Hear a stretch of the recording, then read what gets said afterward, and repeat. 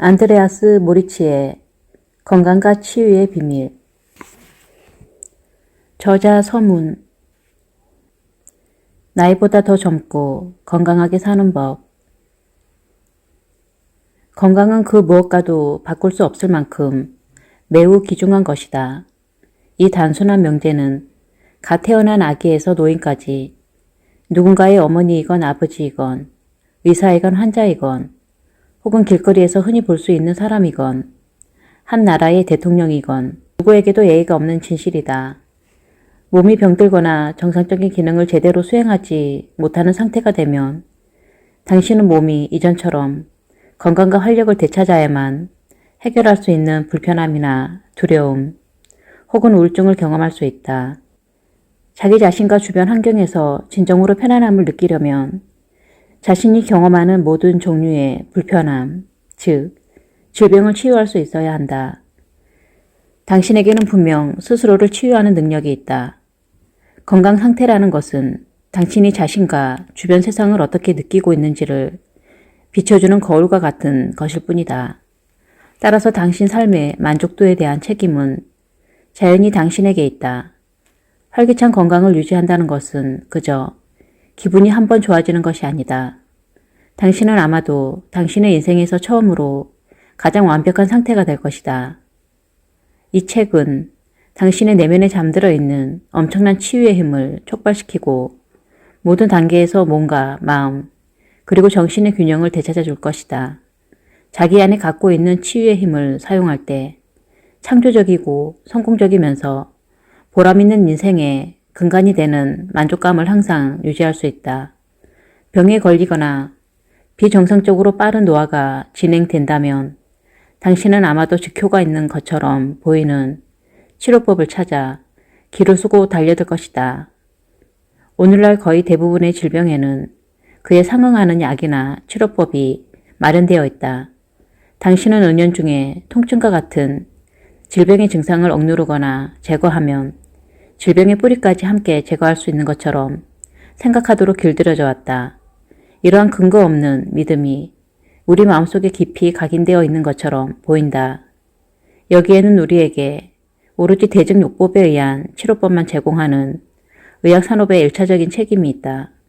물론 빨리 병이 낫길 바라는 우리 자신의 성급함도 이러한 속성 치료를 이끌어내는 주범 중 하나다. 하지만 원인은 다스리지 않은 채 증상만 제거할 때마다 지속적인 건강과 활력을 위해 필요한 균형을 다시 찾는 길은 점점 더 멀어질 뿐이다. 결과적으로 진정한 건강을 찾는 일은 한낱 꿈에 불과한 것이 되고 우리는 스스로를 좋지 못한 건강 상태에 빠뜨리면서 인생이 뭐 그렇지 혹은 어차피 우리는 어떤 병이든 걸려 죽게 될 운명인걸 따위의 말을 내뱉으며 자위할 수도 있다. 건강을 다시 찾는다는 것은 곧바로 효과를 나타내는 마법의 특효약 따위를 말하는 것이 아니라 당신의 창의력, 직업, 타인과의 관계, 감정, 행복과 같은 당신의 인생에 영향을 미치는 모든 부분을 재건하는 과정을 의미한다. 몇 알의 비타민제나 새로운 특효약이나 수술, 혹은 심지어 대체의학적인 치료법이 몇 년 동안 방치해 쌓인 나쁜 요소들을 순식간에 제거해 줄 수 있다고 믿는 것은 너무나 순진한 생각이다. 우리 몸은 지금까지 적절한 영양 공급을 받지 못하거나 수면 및 운동 부족과 같은 엄청난 부담을 몇 년 동안 견뎌야만 했을 수도 있다. 이 책은 나이 혹은 이전의 건강 상태와는 무관하게 우리 몸의 균형을 만들고 계속 유지하는 데 가장 중요한 전제 조건들을 갖추는 것에 대한 이야기다. 당신은 이 책을 통해 자기 자신의 건강에 스스로 책임지는 것을 시작으로 당신 인생의 모든 면에서 균형을 바로잡아줄 열쇠를 찾을 수 있다. 이 책은 생활 방식, 식습관, 영양, 운동, 일상생활, 햇빛 노출 등 주제들을 다루는데 그중 일부는 아유르베다 의학에서 파생된 것이다. 글자 그대로 생명의 과학을 뜻하는 아유르베다는 가장 오래되고 완벽한 고대의 자연 치유 시스템이다. 당신은 이 책을 통해 아유르베다가 오랜 세월 입증해온 치유와 장수의 비밀에 대한 통찰력을 발견하는 것 외에도 신체적, 정신적, 영적 행복에 기적처럼 영향을 미치는 매우 효과적이고 심오한 여러 가지 정화 절차를 적응하는 방법을 배울 것이다. 이 책에서 간략히 설명한 과학적 지식과 상식들은 당신이 건강과 젊음을 되찾을 수 있도록 동기부여를 할 것이다. 또한 이 책은 대부분의 흔한 질병들과 모든 사람이 알아야만 하는 잘못 인식되고 있는 의학적 치료 행위들에 대해서도 조명하고 있다. 개인의 건강과 삶의 만족도를 증진시키는 일과 관련하여 우리는 건강과 자유에 대한 우리 개개인과 사회 전체의 인식을 크게 바꿔야 하는 중대한 도전에 직면해 있다. 우리는 질병과 노화의 발생을 당연한 것으로 여기는 사고방식에서 영원한 젊음과 활력을 기대하는 것으로 우리의 사고방식을 전환해야 한다. 예전에는 몸에 병이 생겼다고 느낄 때만 의사를 찾았다. 그러나 현대를 사는 당신은 태어나기 전부터 주기적으로 몸 상태를 검사받으려고 병원을 찾기 시작해 남은 인생 전체를 의사의 도움을 받으며 살아갈 것이다. 특히 인간은 나이 들면서 때때로 의학적 도움이 필요한 연약한 존재라는 일반적으로 받아들여지는 믿음은 노화라 불리는 신비한 힘에 의해 어두운 시간의 터널로 끌려가면서 통제불능의 느낌을 일으키게 된다. 몸이 좀처럼 회복되지 않거나 말을 듣지 않는다고 느끼는 것은 육체적 혹은 정신적 질병의 가장 일반적인 원인 중 하나인데 사람들은 이를 스트레스라고 부른다. 스스로가 약해졌거나 안전하지 못하다는 생각은 두려움을 낳고 이 두려움은 다시 우리 몸에서 심각한 생화학적 변화를 일으킨다. 이러한 변화는 건강의 악화와 노화라는 신체적 현실로 나타난다. 정신과 육체는 밀접하게 연결되어 있기 때문에 당신의 모든 생각과 느낌은 정도의 차이만 있을 뿐 당신이 실제로 경험하게 되는 건강과 삶의 만족도에 영향을 미친다. 한바탕 우울한 감정에 휩싸이면 당신의 면역 체계가 무력해지기도 하고 반대로 사랑의 감정에 빠지는 순간 면역 체계가 다시 힘을 낼 수도 있다. 당신이 만약 노화를 피할 수 없는 자연스러운 현상으로 확신한다면 그것이 당신이 스스로를 위해 만들어낸 진짜 현실이 될 것이다. 마찬가지로 당신은 몸을 파괴하는 것 같은 힘에 의지하여 그 힘이 치유와 젊음을 회복하는 데 쓰이도록 할 수도 있다. 당신은 나이 들어가고 병에 걸리기 쉬워지는 것이 생명의 본성에 대한 무지를 투영하는데 지나지 않음을 스스로 증명할 수 있을 것이다. 질병과 노화는 우리 몸의 유전적 설계도가 갖고 있는 계획의 일부분이 아니다. 심지어 미리 정해진 다양한 수명에 따라 우리 몸속 세포의 생명을 끊는 일을 담당하는 세포 사멸 유도 유전자도 우리가 생명을 유지할 수 있도록 도와주는 것이다. 이 유전자가 없다면 우리는 몇 주 안에 암으로 인한 죽음을 맞이할 것이다. 이와 같은 관점에서 볼 때 통제된 파괴는 생명의 선물이고 암세포의 경우가 그렇듯 세심한 관리가 없는 상태의 성장은 죽음의 전주곡이 될 수 있다. 유전자에 대한 새로운 연구에서는 우리가 원하는 만큼 오래 살 수도 있다고 말한다. 우리 몸의 정상적인 원래의 설계도에는 스스로 노화나 질병의 원인이 되도록 하는 것임을 나타내는 어떠한 표시도 없다. 하지만 노화와 질병이 두려움과 부정적인 마음가짐, 감정, 그리고 체내의 독성 노폐물들이 과도하게 축적되어 나타나는 복합적인 효과에서 비롯된다는 것을 보여주는 증거들은 수도 없이 많다. 인생을 변화시키려면 우리는 삶의 진정한 본질적인 문제와 심오한 행복감을 창조하기 위해 우리의 방대한 에너지, 창조력, 지능의 잠재력을 사용할 필요가 있다. 우리의 끝없는 잠재력을 풀어줄 열쇠 중 하나는 몸 그 자체다. 신체는 끊임없이 세포 교체를 하는데 그 자체만으로도 인간이 창조한 그 어떤 것과도 비교할 수 없을 정도로 매우 신비롭고 엄청나게 복잡한 과정이다. 개개인의 유전자를 구성하고 몸 안의 세포들을 채우고 있는 다양한 형태의 단백질은 2에서 10일마다 교체가 이루어진다. 방사성 동위 원소를 이용한 연구에 의하면 지금 당신의 몸을 이루는 원자의 98%가 1년 후에는 그 자리에 있지 않을 것이라고 한다. 이러한 교체 과정은 혈액, 근육, 장기, 지방, 뼈, 신경, 그리고 최근에 확인된 것처럼 뇌를 포함한 우리 몸 곳곳에 영향을 미친다. 모든 세포가 끊임없이 교체됨으로써 당신은 새로운 몸을 가질 수 있고 결과적으로 최소한 몇 년에 한 번꼴로 새로운 생명을 부여받게 되는 것이다. 당신은 이 책을 통해 노아의 시계를 멈추고 실제 나이보다 훨씬 더 젊고 건강하게 만들어주는 신체의 선천적 메커니즘을 배우게 될 것이다. 우리는 지금 이 순간 전 세계적인 엄청난 변화의 한복판에 있는데 현대의학의 근저에까지 커다란 영향을 미치고 있다.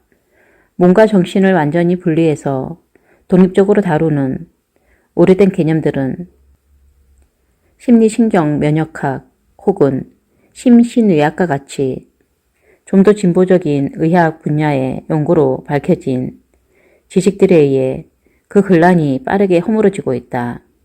인간의 본성을 이해하는 넓고 오래된 관점의 바탕을 둔 몸과 정신의 분리는 실제로 존재한 적이 없다. 그럼에도 불구하고 인간 존재의 참된 진실에 대한 이 같은 잘못된 관념은 인간이 본질적으로 육체적 존재인 것처럼 믿게 만든다. 그리고 우리 모두 어느 정도는 그와 같은 생각에 동의한다. 인간의 건강을 탐구하는 오늘날의 의학 연구와 임상의학에서는 기분과 감정, 그리고 정신의 역할을 대부분 무시하기 때문에 우리의 안녕을 돌보는 일을 담당하는 그들이 우리가 합리적으로 만족하는 건강 상태를 보장할 가능성은 거의 없다. 이 책을 읽다 보면 명확해지겠지만 오로지 증상에만 치우친 의학적 접근법은 지구상에서 질병을 근절하는 것이 아니라 오히려 질병을 치유할 가능성을 완전히 없애버렸다. 아니 더 정확히 말하자면 만성질환의 발병과 그로 인한 죽음의 다른 어떤 요인들보다 큰 원인이 되었다. 우리는 몸과 정신의 불과 분성에 대해 이제 겨우 눈뜨기 시작했다. 심신의학의 획기적인 발견은 수많은 사람들이 건강을 되찾을 수 있도록 도와주었다. 현대 과학적 연구 결과들은 정신과 몸이 절대로 분리되었거나 독립된 실체로 존재하지 않는다는 것을 보여준다. 우리의 정신이 글씨를 쓰라는 명령을 내리지 않으면 손은 절대로 글씨를 쓸 수 없다. 당신의 정신이 정해진 순서에 따라 분명한 지시를 내리지 않는다면 지금 이 글을 읽기 위해 눈동자를 움직이지도 못할 것이다. 정신 역시 몸에 대한 올바른 인식과 생명을 유지하려는 의지를 갖고 있어야 한다. 예를 들어 거식증에 걸린 사람을 생각해보자. 그 사람의 사고는 스스로가 뚱뚱하다고 믿도록 왜곡되어 있기 때문에 음식을 먹고자 하는 욕구가 심각하게 저하되거나 없어져서 몸이 쇠약해지고 심하면 생명을 잃을 수도 있다. 따라서 정신과 몸은 직접적으로 연결되어 있고 상호 의존적인 관계다. 우리의 생명은 몸과 정신의 초지능에 의해 통제된다.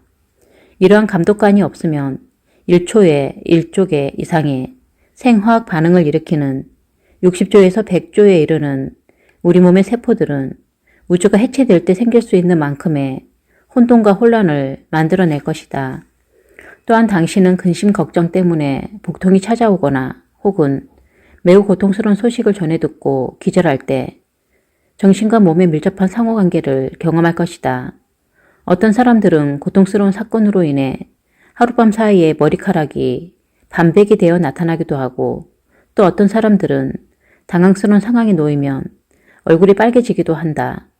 심장 동맥이 막혀 있는지 여부와 상관없이 단순한 분노나 극심한 불안감 때문에 심근경색이 올 수도 있다. 모든 생각과 감정은 뇌와 몸 안의 모든 부분에서 즉시 생화학적인 화합물로 변환되고 그 결과 신체적 특성과 기능의 변화를 가져온다. 실제로 모든 정신활동은 우리에게 감정이라는 특별한 느낌을 남긴다. 감정은 정신적 자극과 신체적 변화 두 가지 모두에 의해 만들어지고 언제든 그 사람의 현재 건강 상태를 총체적으로 표현한다. 정신적 체험에 반응하여 호르몬을 분비하는 우리 몸의 뇌 분비계는 그야말로 몸 안의 개인 약국이면서도 약값은 전혀 들지 않는다. 몸 안의 약국에서는 당신이 필요로 하는 어떤 약이든 만들 수 있고 당신 자신이 적절한 처방전을 쓰는 약사가 된다. 당신의 정서 반응 혹은 특정 사건이나 상황에 대한 반응에 따라 만들어지는 약과 그 약의 역할이 달라진다. 이때 만들어지는 약에는 스트레스 호르몬인 아드레날린, 코르티솔, 콜레스테롤 등이 포함되어 있다. 예를 들어 분노나 두려움 혹은 거부감에 대한 반응으로 이러한 호르몬들이 분비되어 혈류 속으로 방출되면 당신의 생명을 구할 수도 있겠지만 이와 같은 호르몬들이 멈추지 않고 계속 분비된다면 혈관벽에 손상을 주고 면역체계를 약화시킬 수도 있다. 반면에 당신의 행복한 감정은 엔도르핀, 세로토닌, 인터류킨 같은 쾌락과 만족의 경험들과 연관된 다른 약물로 나타난다. 이런 종류의 화학 물질들을 충분히 생산할 수 있다면 노화를 늦추거나 멈추게 하는 것도 불가능한 일은 아닐 것이다. 아주 세심하게 통제된 연구들은 당신의 삶에 대한 스스로의 해석이 빠르고 긍정적인 변화를 겪었을 때 열흘 만에 생물학적 연령을 10에서 15년 정도 낮출 수 있음을 보여주었다. 이와 반대로 당신이 아무 희망이 없거나 우울하다는 감정에 휩싸이면 단 하루만 해도 20년 이상 늙어버릴 수 있다. 긍정적인 방향이든 부정적인 방향이든 호르몬의 효과는 매우 강력하다. 하지만 그러한 호르몬보다 더 강력한 것은 그것들이 분비되는 계기를 만들어주는 우리의 생각과 의도다. 지금까지 수십 년 동안 암 환자들이 말하는 종양의 자발적 완화를 경험한 사례들이 끊임없이 보고되어 왔다. 악성 종양이나 다른 심각한 질병이 자연스럽게 치유되는 현상은 환자가 갑자기 엄청난 신뢰감이나 전례 없이 행복한 감정을 느끼는 상태가 되었을 때 나타날 수 있다. 또 어떤 사람들은 웃음에 중독되었을 때 불치병에서 회복되기도 한다. 우리의 몸은 현실에 대한 새로운 자각에 반응하여 이전에는 알지 못했던 매우 강력한 화학물질을 만들어낼 수 있다. 인간의 심신 체계가 갖고 있는 이러한 내재적 능력은 호르몬 체계, 즉 내분비계가 좀 더 높은 수준의 효율성을 갖도록 도와주고 우리의 몸이 현재 알고 있는 것 혹은 상상하는 것보다 더 큰 능력을 가질 수 있도록 해준다. 몸과 정신의 연결은 우리의 신체적, 정신적 건강을 개선하려는 노력에서 가장 핵심적인 부분을 차지하기 때문에 이 책 앞부분에서 매우 비중 있게 다뤄질 것이다. 영원한 건강과 활력을 찾으려는 우리의 여행은 질병 치료와는 거의 관련이 없는 것이지만 질병을 치료하는 행위는 현대의학의 주된 관심사다. 진정한 치유는 건강한 몸과 건강한 정신 사이에 친밀한 관계를 재건하는 것이다. 정작 필요한 것은 전등 스위치를 올리는 일인데 어두운 방 안에서 어둠과 싸우는 것은 바보 같은 짓이다. 어둠은 우리가 제거해야 할 문제가 아니다. 어둠을 창조하는 것은 사라진 빛이다. 어두운 방 안에 양초를 켜면 어둠은 그 즉시 사라진다. 이와 마찬가지로 질병도 우리의 몸과 정신에 건강을 가져오고 생명을 지탱할 수 있는 행동에 의해 사라진다. 여기서 말하고자 하는 핵심은 바로 이것이다. 즉, 질병에만 초점을 맞추면서 건강하기를 바란다는 것은 비현실적인 꿈이라는 사실이다. 우리가 불행해진 것을 질병 탓으로 돌리고 그것을 적으로 취급하는 것이야말로 현대인들의 건강에 위기를 가져온 근본 원인이다. 기본적인 자연 법칙에 의하면 에너지는 사고의 지배를 받는다. 만약 질병이 당신의 주된 관심사이거나 인생의 평가 기준이라면 질병은 그러한 부정적인 에너지를 갈구하는 존재이기 때문에 당신은 거기에서 헤어나올 수 없다. 서구 문명 사회에서 생기는 모든 질병의 90% 이상은 만성질환이고 최소한 현대의학의 범주 안에서는 이러한 질병을 다스릴 수 있는 효과적인 치료법이 존재하지 않는다. 현대의료 체계가 만성질환들을 효과적으로 대처하는데 어려움을 겪는 것은 건강을 되찾기 위해선 질병의 증상을 없애야 한다고 생각하는 집단적인 확신의 근본 원인이 있다. 우리가 우리의 관심을 건강을 유지하는 데 책임 있는 메커니즘들을 복원시키고 그 전제 조건들을 충족시키는 데 집중한다면 건강은 아주 자연스럽게 돌아올 것이다.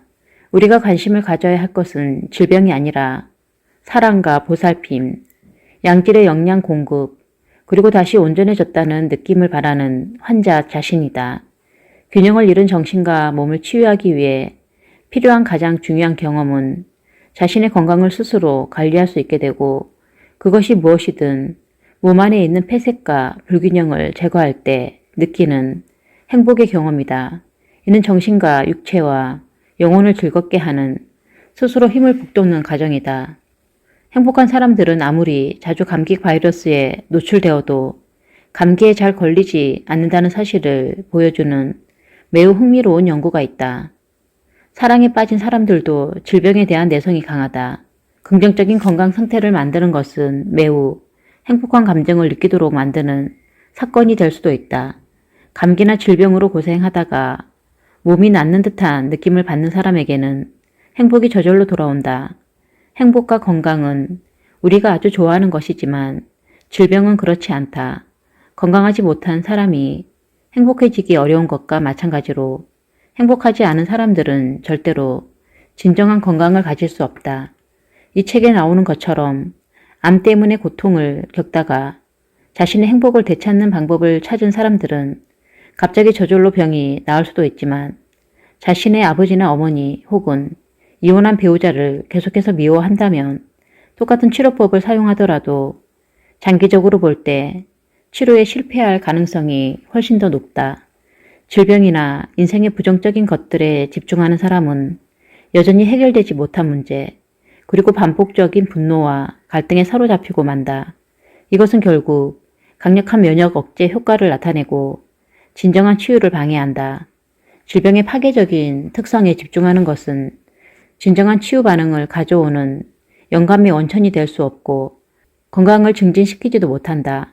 실제로 질병의 증상이나 그것을 진단하는 일에 집착해서 얻을 수 있는 것은 별로 없다. 그에 반해 건강에 집중하면 거의 모든 것을 얻을 수 있다. 인간의 몸에는 병에 걸리도록 설계된 프로그램은 없지만 완벽한 평형 혹은 균형 상태를 유지하면서 균형이 무너졌을 때 다시 균형을 잡도록 하는 프로그램이 많다. 건강해지려는 것은 인간의 본성이지만 이러한 프로그램들이 효과적으로 작동하는 전제 조건을 충족시키는 것은 우리가 해야 할 일이다. 거듭 말하지만 행복이 없으면 치유도 없다. 미망인은 암에 걸릴 위험이 가장 높은 집단에 속한다. 사랑하는 사람을 잃은 슬픔은 심지어 T세포의 수가 정상적인 범위일지라도 암세포와 싸우는 정상적인 면역 반응이 약해지도록 만든다.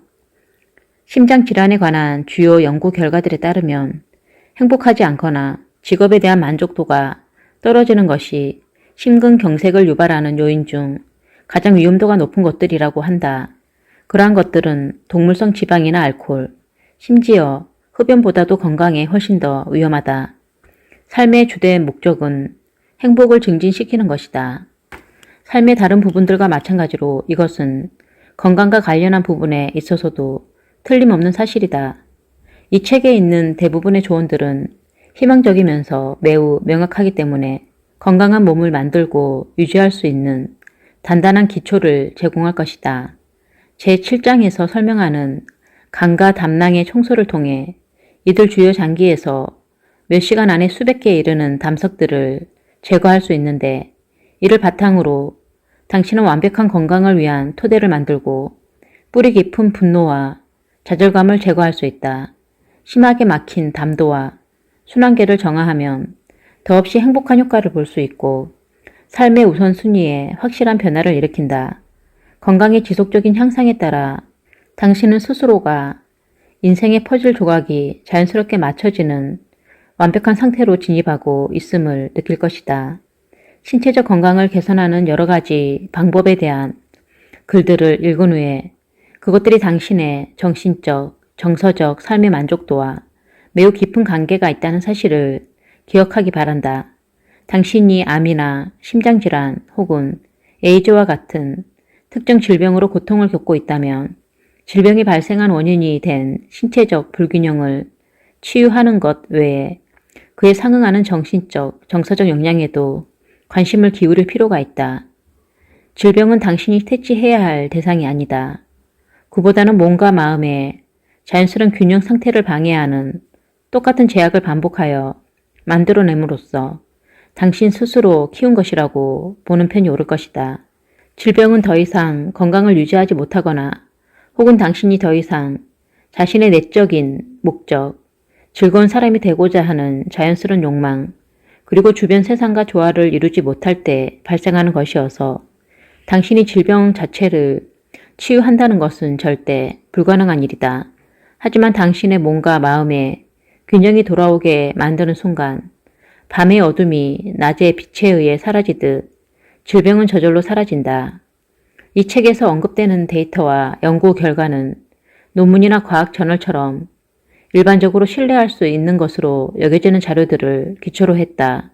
그러나 기본적인 통찰력을 명확하게 하고 그에 대한 이해를 돕기 위해 이 책 전반에 걸쳐 과학적인 연구 결과들을 인용하기는 했지만 의학적 연구 그 자체가 진실과 현실을 정확히 알려주는 믿을 만한 근거는 되지 못한다는 것이 나의 개인적인 생각이다. 실제로 대부분의 의학적 연구는 제약업체 같은 기득권 집단에 기대어 대중을 굴복시키고 잠재적으로 치명적인 위험을 가진 치료에 노출시키기 위해 이용되어 왔다.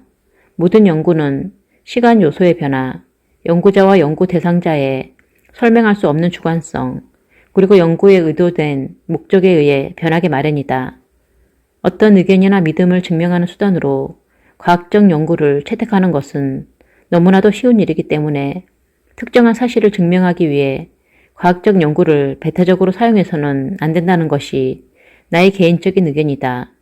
미국 식품의약국은 수많은 사용자들에게서 발생하는 위험한 부작용 때문에 해마다 150개 정도의 의약품에 대해 생산과 판매를 중단시킨다. 그런데 그 의약품들은 이미 수년 전에 오늘날의 모든 임상 연구에 적용되는 엄격한 과학적 실험 결과를 근거로 FDA가 허가한 제품들이다. 관절염 치료제인 바이옥스, 화이자의 셀레브렉스와 벡스트라, 바이엘의 알리브 같은 진통제들을 예로 들어보자 몇 년도 지나지 않아 심근경색과 뇌졸중 위험을 급격히 증가시킨다는 사실이 밝혀졌는데 이처럼 위험하고 비싼 약들이 매우 엄격하고 과학적이었을 안전성 테스트를 통과하여 아무런 의심도 하지 않는 수많은 관절염 환자들에게 판매되었다는 사실이 충격적이지 않은가? 의학적 연구 분야의 엄격한 검사 기준이 두 개로 나뉘어 있어서 하나는 이러한 의약품들이 판매되기 전에 적용되고 다른 하나는 판매된 후에 적용되는 일이 어떻게 가능할 수 있는가? 제약회사인 머크가 자발적으로 시장에서 해당 약품을 철수시키기 전까지 얼마나 많은 사람들이 목숨을 잃어야만 했는가? 마찬가지로 이런 약들이 자살 위험을 증가시킨다는 사실이 밝혀졌음에도 불구하고 어떻게 불쌍한 어린이들에게 이처럼 강력한 항우울제를 투여할 수 있는가? 이러한 것들은 물리학의 불확정성의 원리를 반영하는 문제로 의약품 사용이 또 다른 면에서는 사람의 생명을 담보로 버리는 게임이 되는 것이다. 과학적으로 밝혀졌다는 증명서는 오늘날 의학 산업이 자주 써먹는 가장 위험한 도구 중 하나다. 나는 종종 내가 가끔씩 인용하는 연구들의 정확한 참고 자료를 알려달라는 요청을 받는데 그렇게 할 경우 엄청난 결함이 있고 믿을 수 없는 것에 대해 지나친 신빙성과 믿음을 제공하는 일이 될 것이다. 이 책에서 내가 하는 말이나 주장 가운데 그것이 정말 확실한지 의심스러운 점이 있다면 당신의 몸이 그것을 어떻게 느끼는지 물어보라고 말하고 싶다. 당신은 틀림없이 몸으로부터 확실한 답을 얻을 수 있는데 무엇을 검사하느냐에 따라 그 신호는 무언가 약해지거나 강해지는 것 혹은 어떤 형태든 불편하거나 편해지는 것으로 나타난다. 이 책은 당신의 지적 욕구를 충족시키는 단순한 지식을 제공하는 데 목적이 있는 것이 아니라 당신의 직관력과 인지력을 강화시키는 쪽에 초점을 맞춘 책이다. 건강과 치유의 비밀은 다른 사람들이 만들어 놓은 피상적인 지식이 아니다.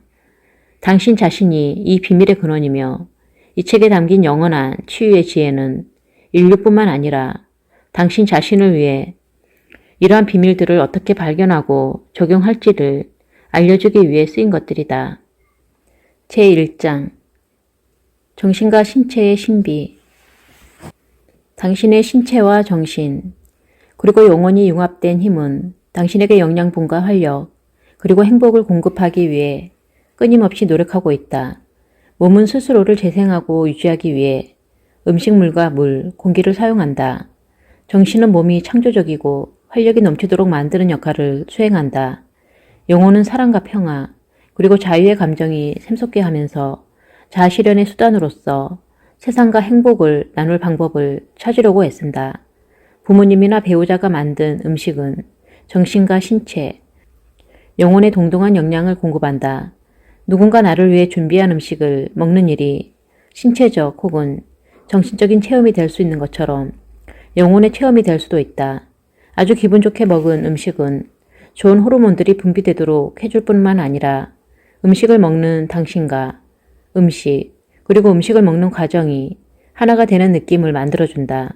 마치 아름다운 음악이 영혼을 달래주고 정신과 몸을 편안하게 해주듯 소중한 친구나 가족과 함께하는 식사는 당신에게 더 큰 기쁨과 만족감을 준다. 당신이 하는 모든 일과 경험은 그것이 육체적인 것이든 정신적이거나 감정적인 것이든 당신의 존재와 밀접한 관련이 있다. 당신의 생각이나 느낌, 그리고 감정 하나하나가 몸과 마음과 영혼의 변화에 큰 영향을 미친다. 너무나도 외롭고 무기력해져 있을 때 친구가 당신에게 들려준 위로와 사랑의 말 한마디를 떠올려보라. 친구의 말 한마디와 그런 말을 해주는 친구의 존재 자체가 당신에게 큰 용기와 희망을 주지 않았는가?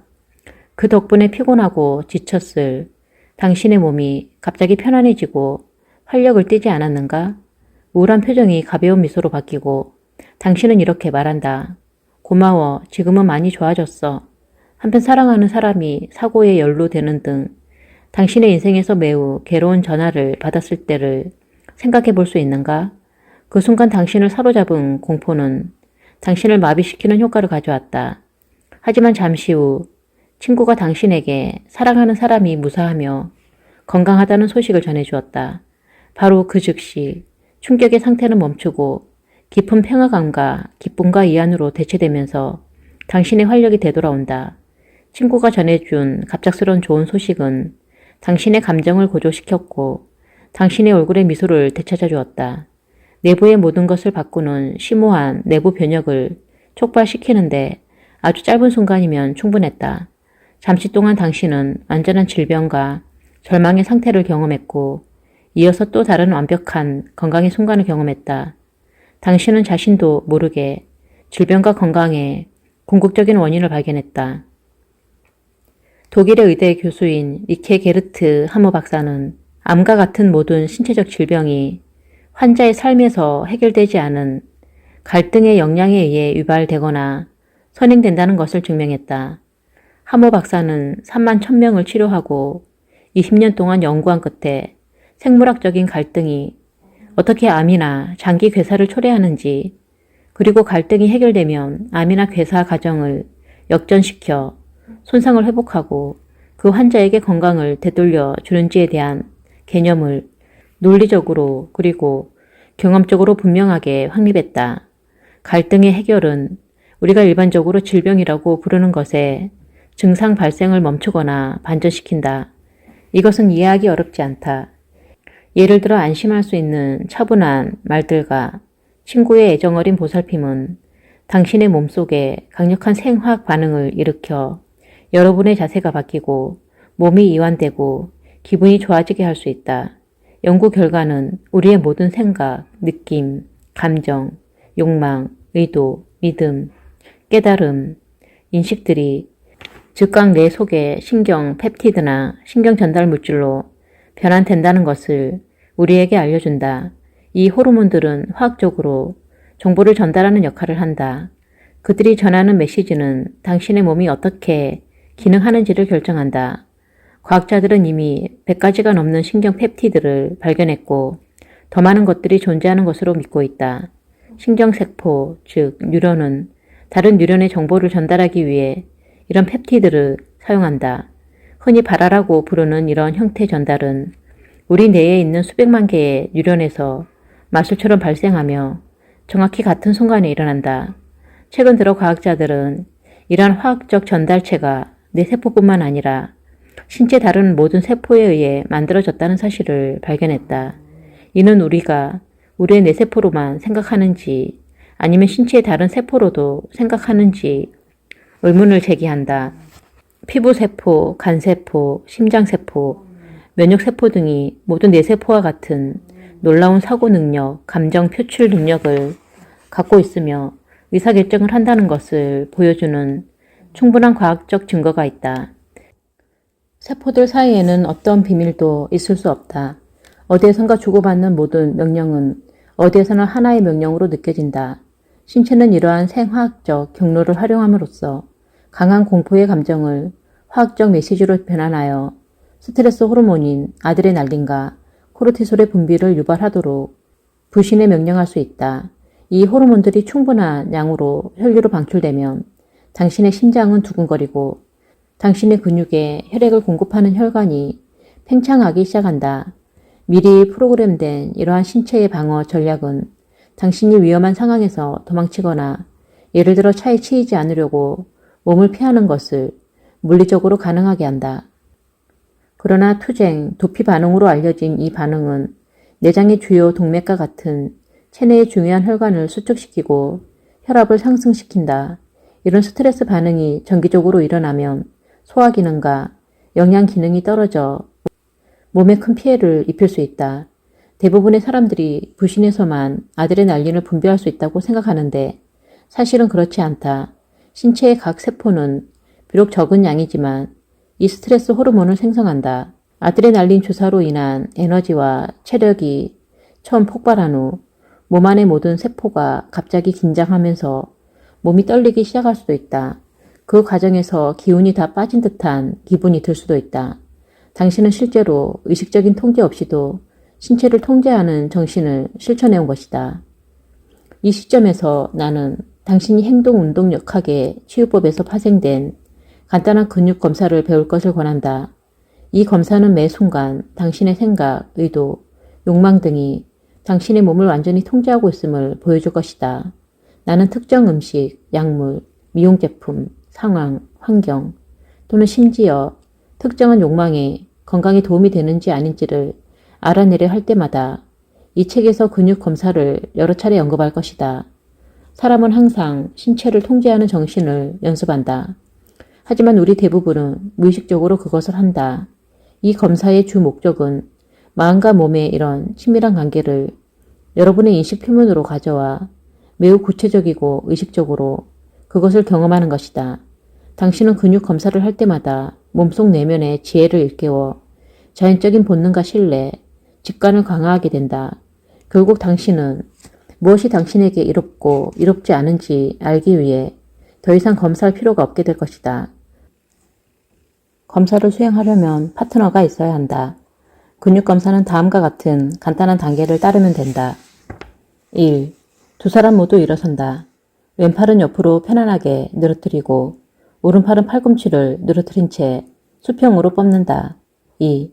그 다음엔 파트너에게 앞에 서달라고 부탁한다. 문이나 벽 같은 중립적인 장소를 보고 그 어떤 곳이나 그 누구도 생각하지 않도록 노력한다. 몸의 자세를 안정적으로 유지하기 위해 파트너의 오른손을 당신의 오른쪽 어깨 위에 놓고 왼손은 손목 바로 위에 올려놓게 한다. 3. 이제 파트너가 팔을 누르도록 하고 당신은 압력을 견딘다. 파트너에게 이것을 빠르고 확실히 하도록 부탁하되 너무 급하게 하지 말고 약 3초 이내로 한다.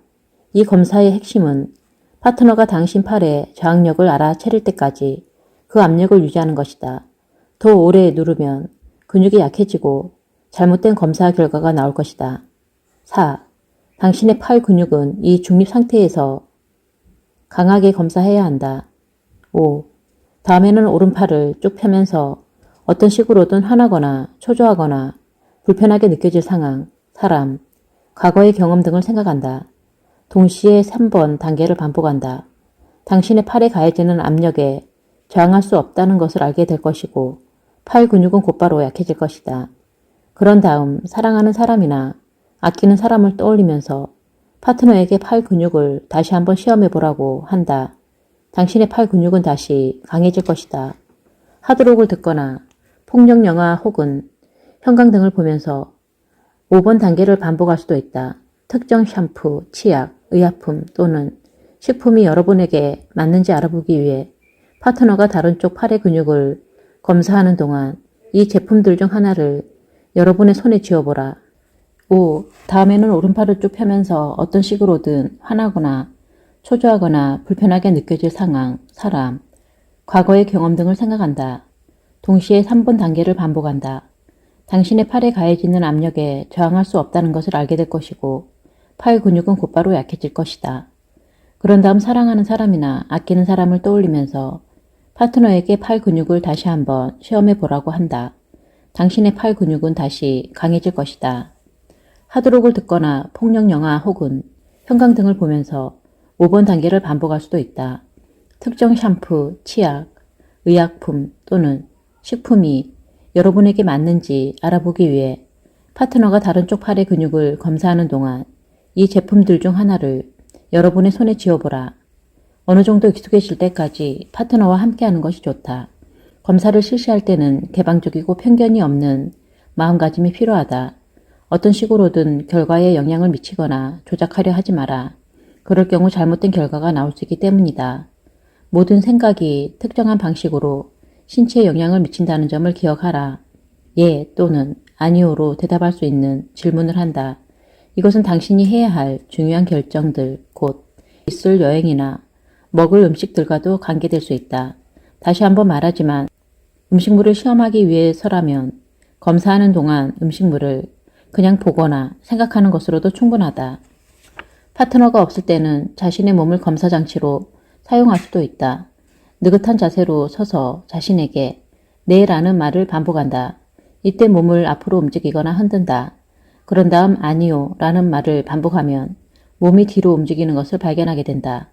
따라서 질문을 하거나 음식이나 물건을 가슴 가까이 붙들고 있으면 그에 대한 몸의 반응에 따라 앞이나 뒤로 휘둘린다. 인간의 생체 피드백 시스템은 항상 작동하며 결코 거짓말하지 않는다. 검사가 제대로 이루어지면 근육은 어떤 특정한 자극에 약하거나 강하게 반응할 것이다.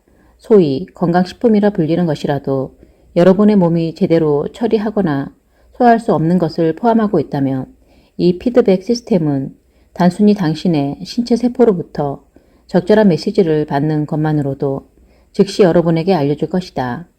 무서운 생각, 거리에서 들려오는 파괴적인 소음, 또는 TV 뉴스에 나오는 살해당한 사람의 사진도 당신의 신체 세포로 전달된다. 당신의 몸이 보여주는 반응은 완전히 정확하고 당신에게 전달된 정보의 정확한 품질을 반영한다. 하지만 어떤 상황이나 도전 또는 위협을 인식하는 방법이 항상 명확한 것은 아니다. 잠재의식적인 욕망이나 혐오가 검사 결과를 바꿀 수도 있다는 점을 명심한다. 일반적으로 말해서 우리 몸 안의 세포들은 들어오는 물질의 빈도를 감지하고 그것이 당신에게 유용한지 유해한지를 언제든 확인할 수 있다. 콜라 같은 청량 음료는 사과와 다른 주파수를 발산한다.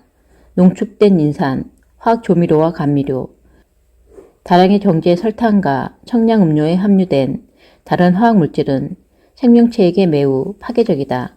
따라서 신체의 세포는 그것들을 독성으로 간주하여 스트레스 반응을 일으킨다. 그것들이 만드는 ATP 분자의 양으로 측정되는 에너지 생산량은 이 반응의 결과로 갑자기 감소하기 시작한다. 이는 신체의 조직들이 에너지 공급 경로로부터 점점 더 단절되고 그로 인해 약해진다는 것을 의미한다. 실제적인 의미에서 이 상황은 모든 장기, 분비선, 혈관, 신경, 근육을 최소한의 에너지에 의존하게 함으로써 신체의 정상적인 기능을 위태롭게 만든다. 근육 검사를 수행하는 동안 일어나는 팔 근육의 약화는 인지된 외부 또는 내부의 위협이나 갈등에 직접 반응하여 발생하는 것이 확실하다. T세포의 활성화를 조절하는 가슴샘은 스트레스의 영향을 받는 첫 번째 기관이다. T세포는 신체가 암세포와 다른 침입물질을 식별하고 제거하는 것을 돕는다. 가슴샘의 영향력 약화는 부정적인 사건에 대한 뉴스, 탈수 또는 영양적으로 빈약하고 가공된 음식이나 음료의 소비와 같은 요소들에 의해 야기될 수 있다. 이 모든 것은 가슴샘 호르몬에 의한 T세포의 활성화를 감소시키고 신체가 암세포의 확산과 다른 질병의 원인에 대해 충분한 방어력을 가질 수 없게 만든다. 가슴샘은 스트레스에 노출되면 수축한다. 심각한 부상, 수술이나 갑작스런 질병에 뒤이어 수백만 개의 백혈구가 파괴되고 가슴샘이 정상 크기의 절반까지 오그라든다는 것은 잘 알려진 사실이다. 아돌프 히틀러 아동학대자나 테러리스트의 비디오 영상을 보는 것만으로도 당신의 가슴샘에 스트레스를 가하는 데 충분하다. 다음에 당신이 잡지를 읽거나 영화를 볼 때 당신이 다른 사진들을 보는 동안 당신의 팔 근육을 시험해 보라고 친구에게 부탁하라. 사진들 가운데 어떤 것은 근육을 강하게 만들고 또 어떤 것은 근육을 약하게 만든다는 것을 알게 될 것이다. 거의 매일 노출되는 라디오, TV, 신문, 정크푸드, 음식료의 화학물질, 실내와 야외의 오염, 그리고 당신이 마주하는 부정적인 태도의 사람들 등을 고려할 때 당신의 가슴샘은 엄청난 양의 부정적인 영향을 다루어야 한다. 심지어 사람들이 담배를 피우거나 술 마시는 모습을 보여주는 광고도 당신의 가슴샘을 약화시킨다. 대부분의 사람들이 스트레스를 받는 상황에 스스로를 노출함으로써 자기 삶의 에너지가 얼마나 많이 고갈되는지 모른다. 연기로 가득한 방과 같은 유해한 환경에서 규칙적으로 시간을 보내거나 밤에 운전하거나 피곤할 때 무언가를 먹는 것과 같이 에너지를 고갈시키는 일들은 신체를 혹사시킬 수 있다. 정상적인 기능을 할 수 없을 정도로 에너지가 남아있지 않을 때는 초조해지거나 공황 상태에 빠진다. 일이 있을 때 사람들이 내뱉는 가장 흔한 표현은 오늘 너무 긴장된다 혹은 완전히 스트레스 받는다 같은 말이다. 스트레스는 삶의 부정적인 영향이나 약화로 일어나는 가슴샘의 끊임없는 고갈을 경험하는 것이다. 스트레스는 우리가 그런 영향에 노출되는 것을 피하면서 그로 인해 생긴 손상을 바로잡을 때 우리에게 영향을 끼치는 일을 멈춘다. 여러분은 실내의 TV 앞이 아닌 자연 환경에서 더 많은 시간을 보내고 영양가 있는 음식을 먹고 음악을 듣고 기분 좋게 하는 활동을 통해 가슴샘과 몸 전체를 긍정적으로 강화하고 재충전할 수 있다. 몸의 약화를 선택하든 몸의 강화를 선택하든 두 경우 모두 당신은 신체를 통제하는 정신을 경험하고 있는 것이다. 플라세보 효과는 비슷한 방식으로 작용한다. 플라세보는 라틴어 부탁할게라고 번역된다. 무언가 마음에 들면 자동적으로 몸 안에서 쾌락 호르몬의 분비를 촉발시키는데 이는 병이 났을 때 치유의 반응을 경험하기 쉽다는 것을 의미한다. 의학 분야에서 플라세보 효과는 신약이나 치료법의 효능을 시험하는 척도로 묘사된다. 1. 특정한 비억제적 치료는 인체의 치유 반응을 유발한다. 2. 자연의 치유력이 작용하고 있다. 여기에는 특히 질병을 유발하는 요인을 예방하고 제거하기 위한 면역 체계의 자연적인 반응이 포함된다. 이 원칙이 의학 치료에 대다수에 적용되는 반면 의사들이 이 비밀의 협력자가 환자들에게 소개되는 경우는 거의 없다. 인간이라는 유기체는 그것이 감염과 신체적 상해를 다룰 때 보여주는 비범한 능력에 대해 거의 칭찬을 받지 못한다. 치유 전문가의 성공 뒤에는 신체의 놀라운 치유 능력이 있다. 많은 경우에 종종 약물이나 외과적 치료 절차에 부작용에도 불구하고 치유가 일어난다. 인체의 치유 반응이 없다면 최첨단의 의료 기술이나 전문 지식도 아무 쓸모가 없을 것이다. 3. 플라세보 효과는 치유 반응을 유발한다. 정통의학은 위약을 심리적 이유만으로 환자를 만족시키기 위해 투여하는 불확성 물질로 정의했다. 그러나 이 정의는 더 이상 정확하거나 충분하다고 여겨지지 않는다. 플라세보 효과는 약물을 포함하지 않는 절차나 알약으로도 일어날 수 있을 만큼 불확실성이 아닌 물질을 투여한 결과로도 발생할 수 있다. 플라세보 효과는 설탕 알약이나 가짜 약일 수 있는 약물에 대한 환자의 믿음이 고통을 멈추게 하고 심지어 병을 치료하는 힘도 가지고 있음을 암시한다. 특정 치료에 대한 기본적인 신뢰나 의사에 대한 신뢰도 위약처럼 작용할 수 있다. 대조군에 적용되는 위약을 포함하지 않는 한 그 연구 결과는 유효하거나 과학적인 것으로 간주되지 않는다. 약을 이용한 치료 성공률이 위약의 성공률보다 높을 때 그 약은 효과성 검사를 통과한다. 과거의 플라세보 효과는 관상동맥 우회술과 암 방사선 치료를 연구하는 데까지 이용되었다. 많은 관상동맥 우회술 연구의 경우 외과 의사들은 실제로 우회 수술을 하지 않고 플라세보 그룹에서 심장 환자의 가슴을 열었다가 곧바로 다시 봉합했다. 그런 다음 환자들에게 수술이 성공적이었다고 알렸다. 일부 플라세보 그룹 환자들은 가슴 통증이 완화되는 것을 경험했다고 확인했다. 실제 우회 수술을 받은 심장병 환자들도 통증 완화를 보고했다. 우회 수술 그룹의 성공 비율이 플라세보 그룹보다 높으면 우회 수술은 가슴 통증을 완화시키는 효과적인 방법으로 간주된다.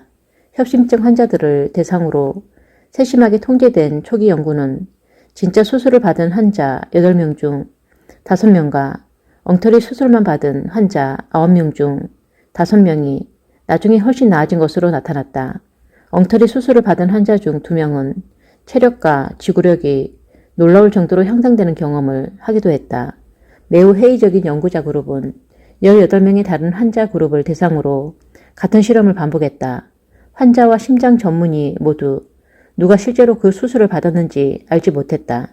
실제 수술을 받은 환자 13명 중 10명, 엉터리 수술 환자 5명 중 5명이 크게 호전됐다는 결과가 나왔다.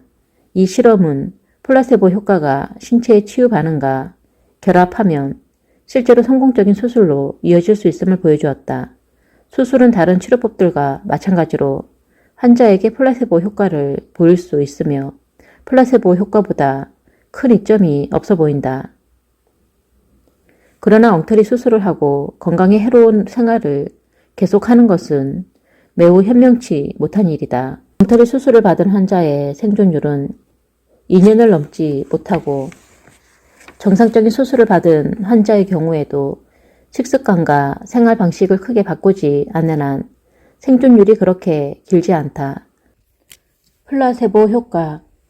플라세보 치유의 메커니즘은 약이나 수술 혹은 치료 프로그램이 고통을 덜어주거나 병을 치료할 것이라는 환자의 믿음에 집중되어 있다. 회복할 수 있다는 깊은 신뢰나 느낌이 환자로 하여금 치유 반응을 일으키는 힘의 전부다. 앞에서 설명한 강력한 정신과 신체의 연결을 이용하여 환자는 특정 사고 과정으로 활성화되는 뇌의 영역에서 자연적인 오피오이드를 방출할 수 있다. 통증을 완화하는 신경전달 물질은 엔도르핀으로 알려져 있다. 엔도르핀은 가장 강한 헤로인보다 약 4만 배 더 강력하다. 암이 자라고 있는 환자는 종양 세포를 파괴하기 위해 인터류킨2와 인터페론을 추가로 생산할 수 있다. DNA의 산물로 신체는 모든 세포에서 이러한 항암제를 만들 수 있고 환자가 그것들의 방출을 어떻게 유발하는지를 안다면 한순간에 암을 근절할 수도 있다. 방출을 유발하는 것은 신뢰, 자신감, 행복이며 이것은 플라세보 반응을 일으키는 것과 동일한 유발 원인이다. 이 약을 제약시장에서 구입하려면 치료 과정당 최대한 4만 달러를 지출해야 한다. 투여된 약물의 성공률은 15%에도 못 미치고 부작용도 심하여 면역체계를 파괴하고 암을 포함한 장내 질병에 씨앗을 뿌릴 수 있다. 15%의 성공률은 플라세보 효과의 일반적인 성공률보다 못하다. 당신의 몸은 제약산업에서 생산되는 모든 약을 제조할 수 있다. 인위적으로 합성하여 만든 약물은 단지 신체의 세포가 약물에 포함된 일부 화학물질에 대한 수용체를 가지고 있기 때문에 작동할 뿐이다. 이것은 신체 역시 이러한 화학물질을 만들 수 있음을 의미한다. 그렇지 않으면 이 수용체들은 존재하지 않을 것이다.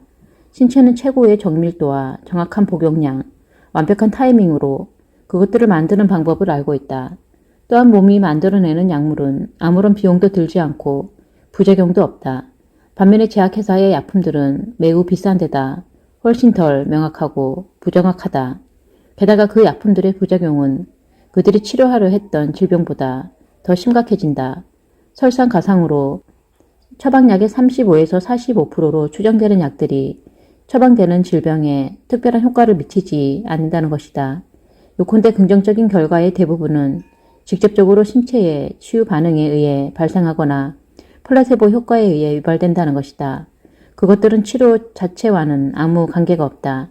의사는 환자가 자신의 질병을 고치기 위해 가장 적절하고 최선인 치료를 받고 있다고 믿도록 만들 만한 지위와 힘이 있다.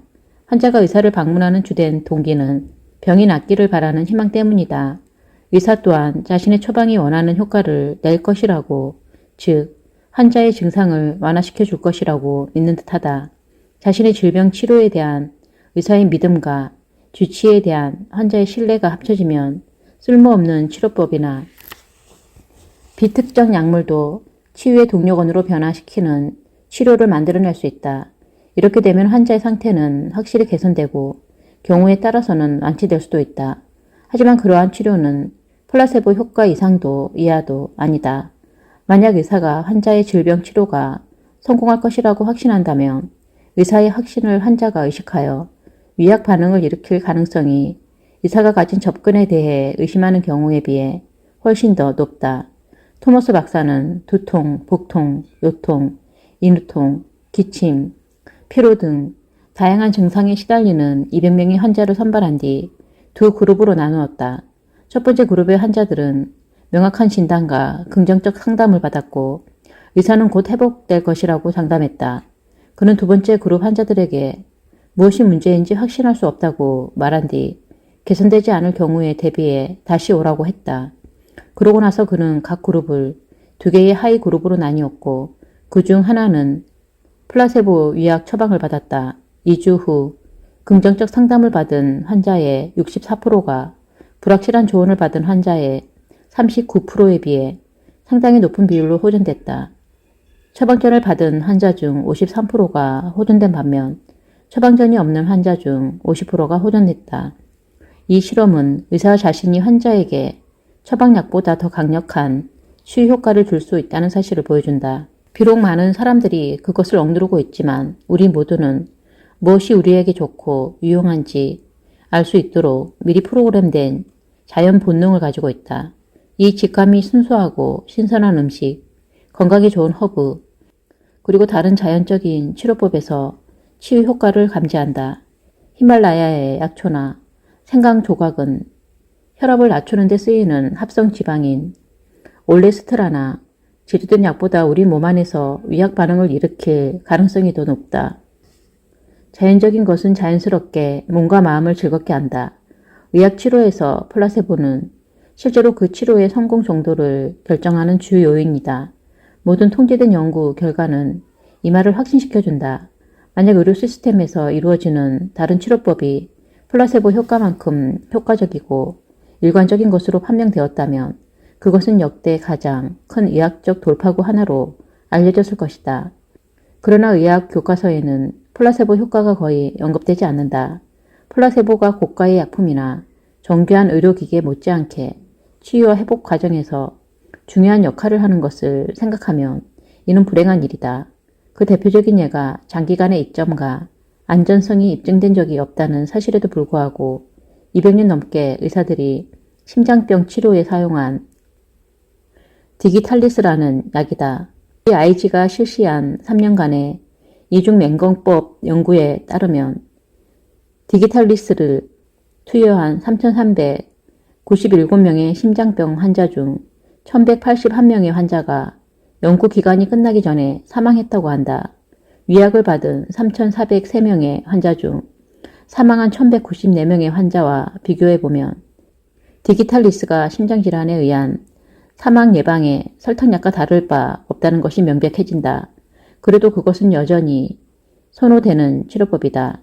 연구 기간 중에 죽지 않은 디기탈리스 그룹의 사람들이 실제로 살아남은 것은 디기탈리스를 처방해서가 아니라 플라세보 그룹의 사람들이 살아남은 것과 같은 이유 때문이 아닐까? 거의 동일한 사망률 수치를 감안할 때 그럴 가능성이 크다. 이 연구에서 보여주듯 디기탈리스의 유일한 가치는 위약이 그랬던 것처럼 플라세보 효과를 유발하는 것이었다. 즉, 플라세보 반응에 방아쇠가 되는 것 말곤 그 약의 어떤 이득도 존재하지 않는다. 의학 수련을 하는 동안 의사 지망생들은 약물 자체가 치유 반응을 이끌어낼 수 없다는 불쾌한 사실을 직면해야 한다. 약은 투여받는 사람의 35%에서만 효과를 보일 수 있다. 나머지는 약의 부작용 때문에 결과가 없거나 오히려 악화될 수도 있다. 의사들은 또한 의사가 호전을 보장한다면 특정 약물로 환자의 상태가 좋아질 가능성이 훨씬 더 높다는 것을 알고 있다. 그들은 환자가 약만 봐도 나아질 수 있다는 것을 배웠다. 그러나 이러한 효과는 약물 자체보다 환자의 상상력과 믿음에 더 의존한다. 현대의학은 신체의 치유 메커니즘을 놓고 사실상 헛발질을 하고 있으면서도 여전히 이를 인식하지 못하고 있다. 전 세계 의사들이 사용한 수천 개의 약물과 치료에 대해 행해진 거의 모든 과학적 연구들은 플라세보 효과를 포함한다. 플라세보 효과는 환자나 시험 대상자의 순수한 주관적 반응이지만 어찌된 일인지 객관적이고 신뢰할 만한 것으로 여겨지는 의학 연구에서 필수 요소가 되었다. 그럼에도 불구하고 몸 자체의 치유 메커니즘을 나타내는 플라세보 효과는 연구 대상이 된 적이 없다. 어쨌든 플라세보 치유 반응에 특허를 내서 돈을 벌 수는 없다. 이러한 약물이나 치료법은 어떤 질병도 치유할 수 없기 때문에 플라세보 역할을 할 수 있는 가능성을 제외하곤 그 자체로 치유를 장려할 만한 것이 아무것도 없다. 이러한 접근 방식에 실제로 어떤 가치가 있다면 그것은 2차적인 가치일 뿐이다. 더욱이 특정 치료법에 따른 증상의 개선이 반드시 그 치료에서 비롯되었으리라고 생각하는 것은 잘못이다. 치료는 스스로의 치유력을 가지고 있지 않으며 플라세보나 신체의 치유 반응을 유발하는 역할을 할 수 없는 한 아무런 효과가 없다.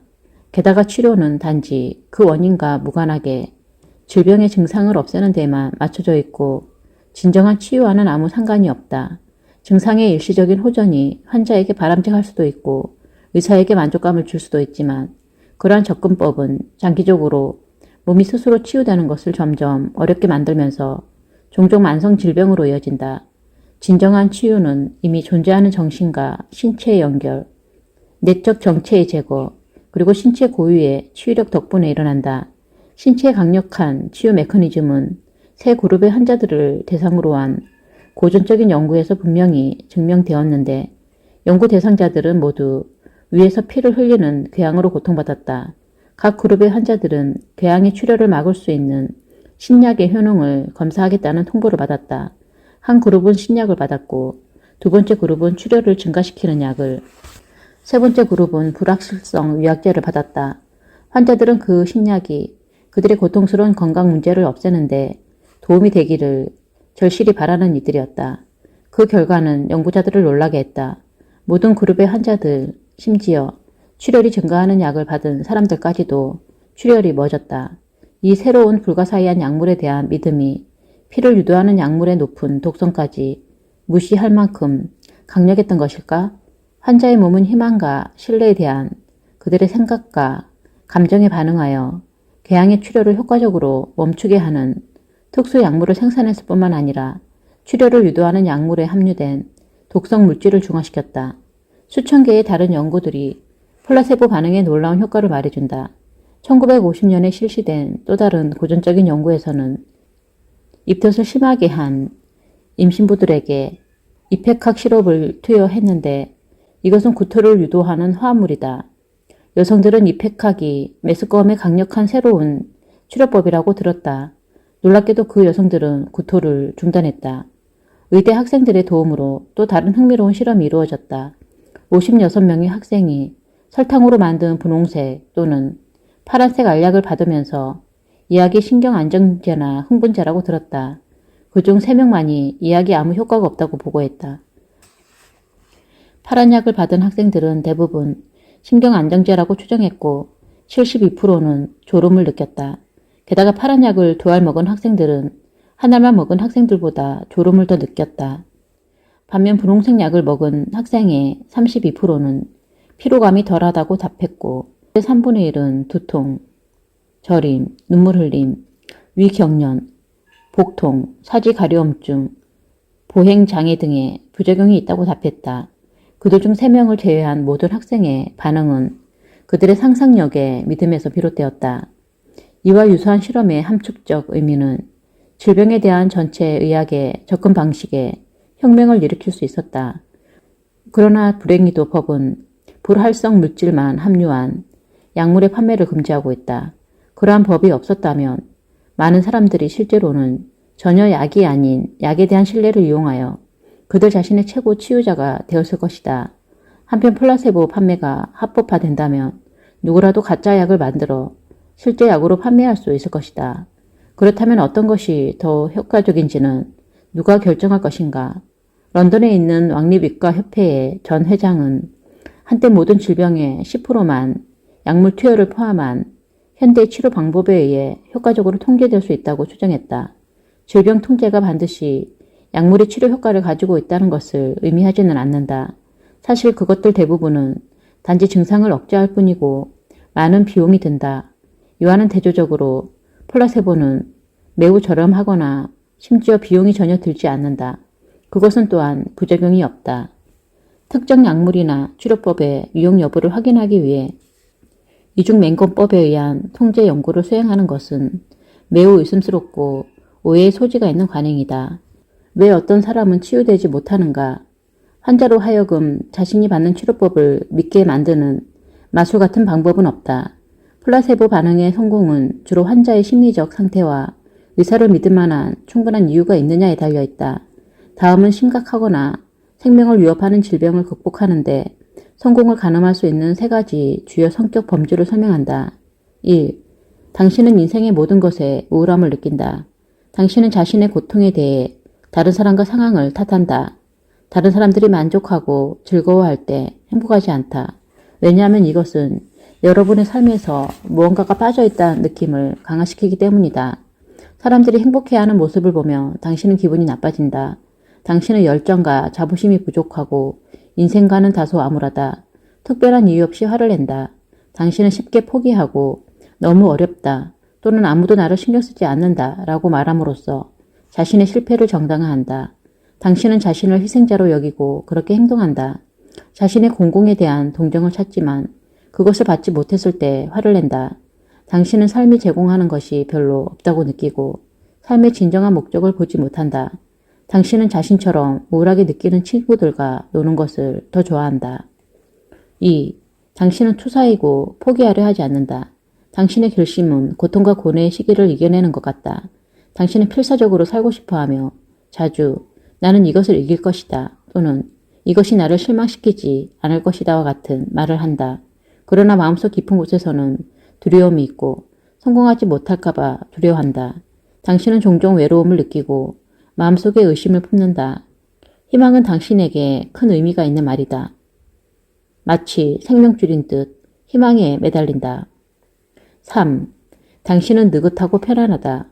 당신은 당신의 병이 우연의 일치도 아니고 심지어 화낼 만한 이유가 아니라고 여긴다. 당신은 병을 신체의 치유 반응으로 해석하기 때문에 질병을 두려워하지 않고 그중 일부는 전에는 시도하려고조차 하지 않았던 당신 삶의 큰 변화를 강요할 수도 있는 중요한 징후나 교훈으로 받아들인다. 당신은 그 병을 없애기 위해 필사적으로 서두르지 않고 의식적으로 힘든 시기를 거치는 쪽을 선호한다. 병에 대한 당신의 태도는 그것이 자신을 불편하게 만들기는 하지만 부정적인 것이 아니라는 것이다. 당신은 몸이 보내는 메시지를 듣고 그것으로부터 배운다. 당신은 어떻게든 이런 상황을 만든 것에 대해 스스로 책임을 인정하지만 죄책감이나 자기 공격의 감정은 가지고 있지 않다. 긍정적이든 부정적이든 삶의 모든 것에 의미를 부여한다는 생각은 이론적인 개념이 아니라 실용적인 삶의 방법이다. 당신은 지금 이 순간 당신의 삶을 있는 그대로 인정하고 자신과 다른 사람들에게 감사함을 느낀다. 당신은 삶의 더 높은 목적을 믿고 어떤 식으로든 보살핌을 받는다고 믿는다. 매 순간이 성장과 인생과 자기 힘을 배우는 소중한 기회다. 인생은 육체적인 죽음으로 끝나지 않고 죽음에도 특별한 목적이 있다는 것을 알기 때문에 죽음은 당신에게 무서운 문제가 아니다. 당신은 명상, 에너지 치유, 그리고 지압, 마사지, 태극권, 요가, 그리고 다른 형태의 신체 운동을 포함한 활동에 참여하고 있다. 당신은 자신이 병에 수반되는 교훈을 배우고 이 병으로 시작된 필요한 변화를 받아들일 준비가 되면 그 병은 저절로 사라질 것이라고 생각한다. 여러분이 짐작했듯이 3번에 속하거나 유사한 성격을 가진 사람들이 1번과 2번에 속한 사람보다 플라세보 효과가 더 좋거나 스스로 치유할 수 있는 더 나은 후보들이다. 3번에 속한 사람은 약이나 치료가 별무 효과라고 믿을 이유가 없다. 그 사람은 어떤 결과가 나오든 간에 그 병의 원인이 실제로는 긍정적인 것이기 때문에 그 질병으로부터 이익을 얻으리라는 것을 스스로 알고 있다. 치유에 대한 한 가지 접근법이 효과가 없다 해도 그는 실망하지 않고 대안을 찾을 충분한 동기를 갖게 될 것이다. 외부의 어떤 것도 자신의 병을 낫게 하는 것처럼 보이지 않는다면 그는 내부에서 찾아야 한다는 것을 깨달을 것이다. 그는 이미 궁극적인 치유자가 자신 안에 있다는 것을 알고 있거나 혹은 깨닫게 될 것이다. 많은 환자들이 이 범주에 속하지 않는데 이 범주에 속하는 사람들은 사실 거의 병에 걸리지 않는 사람들이다. 이번에 속한 사람은 긍정적인 태도로 회복할 가능성이 높지만 그럼에도 불구하고 마음 한구석에 혹시나 하는 약간의 의심을 남겨 플라세보 효과를 훼손할 수 있다. 기본적으로 두려움이 동기부여가 되어 긍정적으로 생각하려 할 것이고 따라서 적절한 치유 반응을 유발하기에는 충분하지 않다. 그는 다음과 같은 두 가지 상반된 신호를 자신의 몸과 마음에 보내고 있을지도 모른다. 그래, 나는 이 새로운 약으로 기분이 나아질 거야와 하지만 그것이 나에게 효과가 없을 경우에 대비책을 세워야 해. 긍정적인 태도는 두려움에 근거한 의심으로 희석되거나 부정된다. 의심이나 두려움은 에너지의 한 형태다. 만약 두려움이 당신의 생각과 행동에 동기를 부여하거나 추진한다면 이 두려움은 당신이 두려워하는 것을 정확히 가져다 준다. 1번에 속한 사람은 자존감이 거의 없고 자신의 개탄스러운 상황에 대해 다른 사람을 비난하거나 업보나 불운을 탓하는데 온 힘을 쏟는다. 그에게는 플라세보 반응을 일으킬 능력이 없다. 따라서 자신의 가치를 평가하고 자신의 삶을 재평가하지 않는 한 만성질환 속에 살아가야 한다. 많은 경우 질병은 우리가 우리 자신을 얼마나 소중히 여기는지를 알아내기 위한 시험으로 나타난다. 당신은 약물, 의학치료, 심지어 신에 대한 믿음만 갖고 있을 수도 있다. 자기 의심은 당신을 위해 일할 치유 에너지를 차단한다. 자존감이 낮은 사람은 자기 신뢰가 부족하다. 그리고 자기 자신에 대한 신뢰는 진정으로 질병을 치료하기 위한 플라세보 반응을 유발하는데 꼭 필요한 요소다. 미국을 비롯한 여러 선진국 의사들 사이에서 전문적인 치료 영역에서부터 건강과 치유에 대한 보다 총체적인 접근까지 분명한 변화가 일어나고 있다. 많은 의사들이 그들의 제한된 전문 분야에 환멸을 느끼고 있는데 그것은 주로 혈액 검사를 시행하거나 심전도 검사를 하거나 메스를 사용하거나 진단을 받은 증상에 대한 약을 처방하는 것 등이다. 상당수 미국 의과대학들이 의학계에서 금기시되던 전체론적 의학 및 대체의학 강좌를 추가하고 있다. 앞에서 말한 바와 같이 현대의 첨단 의학은 만성질환에 적용할 수 없다. 장기가 고장났거나 사고로 인한 부상 때문에 수술을 해야 하거나 생명을 위협하는 감염과 싸우고 있는 위기 상황에서는 의학적 치료가 필수적이다. 그러나 대부분의 질병이 사실은 만성질환이다. 여기에는 고혈압, 심장병, 다발성 경화증, 류머티즘성 관절염, 당뇨병, 우울증, 그리고 암과 에이즈 등 만성이 된 다른 급성 질환들이 포함된다. 현대의학이 제공하는 끝없는 첨단 스캔과 검사에 환자들은 점점 더 낙담하고 있다. 그것들은 긍정적인 플라세보 효과를 필요로 하는 아픈 사람에게 절실한 개인적인 보살핌과 격려를 전혀 제공하지 않는다. 이러한 소외감과 무력감은 환자들과 더 많은 시간을 보내고 명상, 요가, 식이요법 조언, 그리고 자연 치유와 같은 자기 치료 프로그램을 포함한 접근법을 제공하는 대한 치료사들에게 많은 환자가 몰리게 한다. 1997년 미국인들은 대체의학 치료사들을 6억 2,700만에 방문했고 암 치료를 포함한 대체 치료비에 170억 달러를 썼다. 그것도 하버드 대학교 의과대학에서 미국의 35에서 49세 사이에 두 사람 중 한 명이 1997년에 적어도 하나의 대체 요법을 사용한 것으로 추정된다. 오스트레일리아에서는 인구의 57%가 현재 어떤 형태로든 대체 의학을 통한 치료를 받고 있다. 독일에서는 46%가, 프랑스에서는 49%가 대체 의학을 이용한다. 게다가 대체 의학으로 옮겨가는 의료인이 매 늘고 있다. 대체 의학이 반드시 현대적인 치료법보다 더 낫다는 것을 의미하진 않는다. 대체 의학을 찾는 사람 중 최대 30%가 자신이 받는 치료에 매우 불만족스럽다고 주장했고, 대체 치료법을 이용하는 사람 중 최대 24%가 자신의 치료에 부정적인 반응을 보였다고 한다. 일반 의사에서 대체 의학 의사 또는 진정으로 환자를 돌보는 의사로 전하는 치유 반응을 일으키기에 충분하지 않을 수도 있다.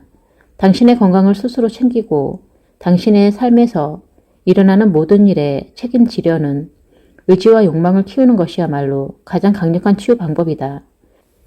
건강에 대한 가장 심오하고 지속적인 보장은 자신의 건강과 삶에 대해 책임을 지는 것이다. 여기에는 신체를 해치는 요소와 영향을 피하는 것뿐만 아니라 신체를 개선하기 위한 자연적인 방법을 탐색하고 적용하는 것이 포함된다. 질병의 원인이 무엇인지 알게 되면 당신은 상황을 다시 조정할 수 있고 최적의 건강을 위한 기반을 마련할 수 있다. 다음 장에서는 자신의 좋지 못한 건강, 노화 및 장애에 도움이 되는 방법에 대한 심층적인 예를 제공하며 어떻게 이 과정을 영원히 멈추고 되돌릴 수 있는지를 보여준다.